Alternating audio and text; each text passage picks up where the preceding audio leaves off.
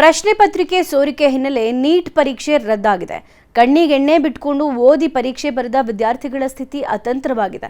ಸದ್ಯ ಪ್ರಶ್ನೆ ಪತ್ರಿಕೆ ಲೀಕ್ ಹಗರಣದ ತನಿಖೆಯನ್ನ ಸಿಬಿಐ ಮಾಡ್ತಾ ಇದ್ದು, ಮಾಸ್ಟರ್ ಮೈಂಡ್ ಅನ್ನ ಅರೆಸ್ಟ್ ಕೂಡ ಮಾಡಿದೆ.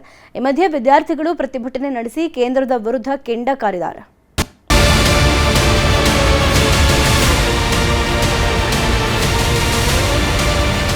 ನೀಟ್ ಪರೀಕ್ಷೆ ಪಿಯುಸಿ ಬಳಿಕ ವಿದ್ಯಾರ್ಥಿಗಳು ಯಾವುದನ್ನು ಓದಬೇಕೆಂದು ಡಿಸೈಡ್ ಮಾಡುವ ಪರೀಕ್ಷೆ. ಇಂಥದ್ದೇ ಕೋರ್ಸ್ ಸೇರಬೇಕೆಂಬ ಬಯಕೆಯಿಂದ ಹಗಲು ರಾತ್ರಿ ಓದಿದ ಮಕ್ಕಳು ಆತ್ಮವಿಶ್ವಾಸದಿಂದಲೇ ಪರೀಕ್ಷೆ ಬರೆದಿರುತ್ತಾರೆ.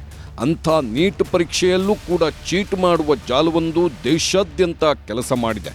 ಕಂಟ್ರೋಲ್ ಮಾಡಬೇಕಾದ ಕೇಂದ್ರ ಸರ್ಕಾರ ಹಾಗೂ NTA ಪರೀಕ್ಷೆಗಳನ್ನೇ ರದ್ದು ಮಾಡಿ ಇನ್ನಷ್ಟು ವಿವಾದ ಎಬ್ಬಿಸಿದೆ. ದೇಶಾದ್ಯಂತ ಮೇ 3ರಂದು ನಡೆದಿದ್ದ ನೀಟ್ UG ಪರೀಕ್ಷೆಗಳ ಪ್ರಶ್ನೆಗಳು ಲೀಕ್ ಆದ ಕಾರಣಕ್ಕೆ ನೀಟ್ ಪರೀಕ್ಷೆ ರದ್ದಾಗಿದೆ. ದೇಶದ 22.7 ಲಕ್ಷ ವಿದ್ಯಾರ್ಥಿಗಳ ಸ್ಥಿತಿ ಡೋಲಾಯಮಾನವಾಗಿದೆ. ನೀಟ್ ಪರೀಕ್ಷೆಯ ಪ್ರಶ್ನೆಗಳು ಬರೋಬ್ಬರಿ 5 ಲಕ್ಷಕ್ಕೆ ಸೇಲಾಗಿರುವ ಬಗ್ಗೆ ತನಿಖೆ ಆಗ್ತಿದೆ. ಪ್ರತಿ ಪ್ರಶ್ನೆಗೆ 30,000 ಆಫರ್ ನೀಡಲಾಗಿತ್ತಾ ಎಂಬ ಅನುಮಾನವೂ ಮೂಡಿದೆ. ರಾಜಸ್ಥಾನ ಮೂಲದ PG ಮಾಲೀಕನಿಂದ ಪ್ರಶ್ನೆ ಪತ್ರಿಕೆ ಲೀಕ್ ಆಗಿದೆ. ದೇಶದ 6 ರಾಜ್ಯಗಳಿಗೆ ಸೋರಿಕೆ ಹಗರಣ ಹರಡಿದೆ. ಮಹಾರಾಷ್ಟ್ರದ ನಾಸಿಕ್ನಿಂದ ಆರಂಭಗೊಂಡಿದೆ. ಕೇರಳ ಮೂಲದ MBBS ವಿದ್ಯಾರ್ಥಿಯಿಂದ ಮೇ 1ರಂದೇ ಪ್ರಶ್ನೆಗಳ ಹಂಚಿಕೆಯಾಗಿದೆ. ಪರೀಕ್ಷೆಗೂ ಮುನ್ನವೇ 300 ಪ್ರಶ್ನೆಗಳು ಲೀಕ್ ಆಗಿವೆ. ಲೀಕ್ ಆಗಿದ್ದ 120 ಪ್ರಶ್ನೆಗಳು ಪರೀಕ್ಷೆಯಲ್ಲಿದ್ದವು. ಪ್ರಶ್ನೆಗಳನ್ನು ಲೀಕ್ ಮಾಡಲು ಸೋಷಿಯಲ್ ಮೀಡಿಯಾಗಳನ್ನೇ ಬಳಸಿಕೊಳ್ಳಲಾಗಿದೆ. ಗೆಸ್ ಪೇಪರ್, ಪ್ರೈವೇಟ್ ಮಾಫಿಯಾ ಹಾಗೂ ಟೆಲಿಗ್ರಾಮ್ ಆ್ಯಪ್ನಿಂದಲೂ ಪ್ರಶ್ನೆಗಳು ಲೀಕ್ ಆಗಿವೆ.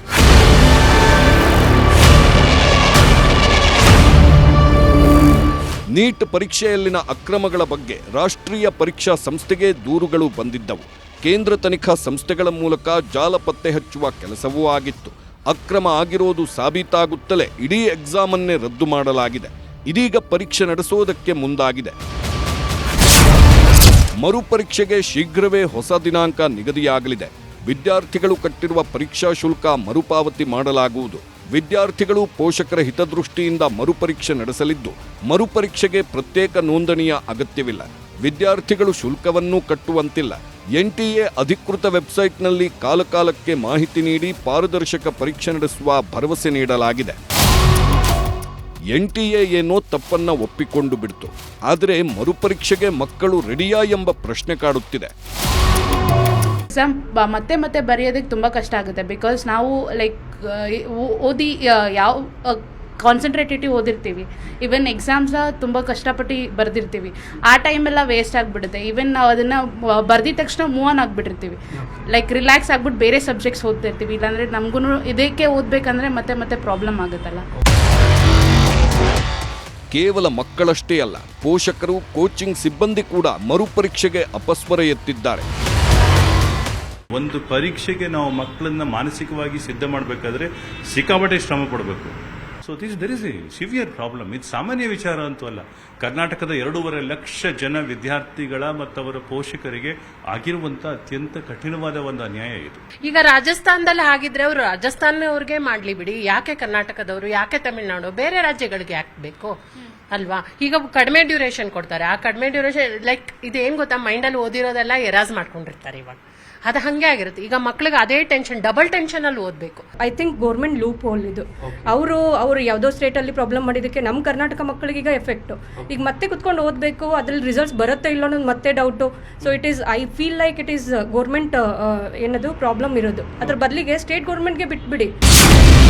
CBI ತನಿಖೆಗೆ ಒಪ್ಪಿಸಿದ ಸರ್ಕಾರ, ಶುರುವಾದ ಬೇಟೆ. ನೀಟ್ ಪರೀಕ್ಷೆ ಲೀಕ್ ಮಾಡಿದ್ದವರು ವಶಕ್ಕೆ.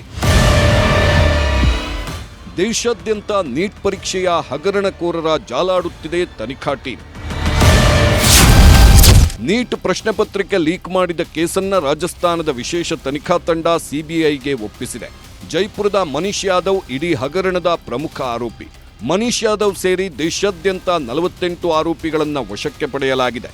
ದೇಶದ 6 ರಾಜ್ಯಗಳಲ್ಲಿ ಹಗರಣವಾಗಿದ್ದು ಎಲ್ಲಾ ಕಡೆ CBI ಟೀಮ್ ಜಾಲಾಡುತ್ತಿದೆ. ಇಡೀ ಪ್ರಕರಣದ ಮಾಸ್ಟರ್ ಮೈಂಡ್ ಡಾಕ್ಟರ್ ಶುಭಂ ಖೈರ್ನರ್ ನಾಸಿಕ್ನಲ್ಲಿ ಅರೆಸ್ಟ್ ಆಗಿದ್ದಾನೆ.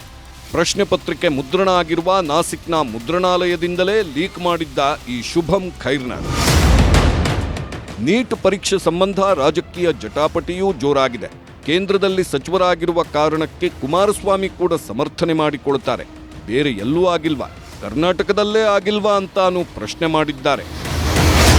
ಕೇಂದ್ರ ಸರ್ಕಾರ ಏನು ಮಾಡೋದು ನಡೀತೈತೆ ರೀ? ಎಷ್ಟು ಸೋರಿಕೆ ಆದರೆ ಏನು, ಲೆಕ್ಕಿಲ್ಲ ಬುಕ್ಕಿಲ್ಲ. ಕೇಂದ್ರ ಸರ್ಕಾರ ಕೇಳೋರು ಯಾರು? ಕೇಂದ್ರ ಸರ್ಕಾರ ಏನು ಮಾಡಿದ್ರು ಕೂಡ ಈ ದೇಶದಲ್ಲಿ ಕಳೆದ 12 ವರ್ಷದಿಂದ ಯಾವ ವಿಚಾರಗಳನ್ನ ಕೇಳ್ಬೋದು? ನಮ್ಮ ರಾಜ್ಯದಲ್ಲಿ ಎಷ್ಟು ಬಾರಿ ಮುಂದಾಕಿದ್ದೀರಿ? ನಿಮ್ಮ ಕಾಲದಲ್ಲೇ ಎಷ್ಟು ಅನಾಹುತಗಳಾಗಿಲ್ಲ. ಇವತ್ತು ನಮ್ಮ ರಾಜ್ಯದಲ್ಲಿ ಒಂದು KPSC ಸಂಸ್ಥೆನ ಸರಿಪಡಿಸ್ಲಿಕ್ಕಾಗಿದೆ. ಯಾವ ರೀತಿಯಲ್ಲಿ ಆ ಸಂಸ್ಥೆ ಬಗ್ಗೆ ಇವತ್ತು ಜನಗಳು ಮಾತನಾಡ್ತಾರೆ. ಇವತ್ತು ಈ KPSC ಸಂಸ್ಥೆ ಹಾಳಾಗ್ತಕ್ಕಂಥದ್ದು ಪ್ರಾರಂಭ ಆಗಿದ್ದೆ ಬಹುಶಃ ನನ್ನ ಅಭಿಪ್ರಾಯದಲ್ಲಿ ಈಗಿನ ಸರ್ಕಾರ ಹಿಂದೆ 2013ರಲ್ಲಿ ಸರ್ಕಾರ ಏನು ರಚನೆ ಮಾಡಿದರು ಅಲ್ಲಿಂದ ಪ್ರಾರಂಭ ಆಯಿತು. ಏನೊಂದು ಹೊರಗಡೆ ಲೀಕ್ ಆಗಿದೆ ಅದು ಇವತ್ತು ಚರ್ಚೆಗೇನು ಪ್ರಾರಂಭ ಆಗಿದೆ. ಹೌದು, ಒಂದೊಂದು ಬಾರಿ ಯಾರೋ ಮಾಡೋ ತಪ್ಪಿಗೆ ಸಂಪೂರ್ಣವಾದ ತಪ್ಪನ್ನು ಸರ್ಕಾರದ ಮೇಲೆ ವಹಿಸ್ಲಿಕ್ಕಾಗೋದಿಲ್ಲ. ಇನ್ನು ನೀಟ್ ಪರೀಕ್ಷೆ ರದ್ದು ಮಾಡಿದ ಕ್ರಮ, ಪ್ರಶ್ನೆ ಪತ್ರಿಕೆ ಲೀಕ್ ಆಗಿರುವುದನ್ನು ಖಂಡಿಸಿ ದೇಶವ್ಯಾಪಿ ಕಾಂಗ್ರೆಸ್ ಪ್ರತಿಭಟಿಸಿದೆ. ದೆಹಲಿಯಲ್ಲಿ ಉಗ್ರ ಸ್ವರೂಪದ ಹೋರಾಟ ನಡೆದಿದ್ದು ಕೇಂದ್ರ ಸರ್ಕಾರಕ್ಕೆ ಬಿಸಿ ಮುಟ್ಟಿಸುವ ಕೆಲಸ ಆಗಿದೆ. Bureau report, news 18.